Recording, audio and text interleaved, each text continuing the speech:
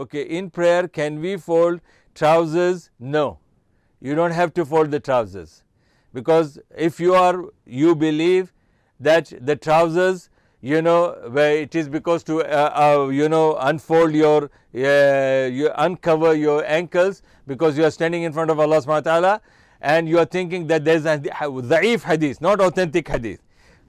The hadith which says that if your ankles are covered with your trousers, your wudu is broken. That hadith is agreed by the scholars of hadith that hadith is weak. So you don't have to. If you don't wear the trousers above the ankle outside the namaz, then you should not be doing it for the namaz, because this is not the sunnah.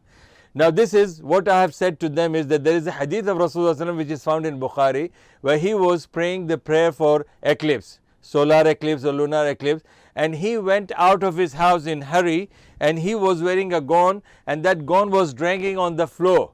So that means he was covering his ankles as well, and while he was praying. So that is permissible.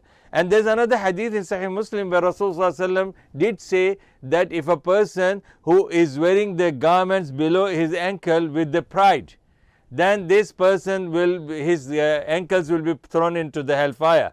Now that is very specific reason mentioned by Rasulullah. A very specific intention and the behavior and the characteristic of a man is mentioned by Rasulullah. So if a person is not pride, he doesn't have the pride in his clothes, and he doesn't insult the people, he doesn't look down upon the other people and doesn't insult them, and doesn't think that they are backward people and they are illiterate people. If such kind of a person, if he doesn't have that illness in his heart, and he wears above below the ankle, inshallah there is no harm in that, because he doesn't have the pride in that.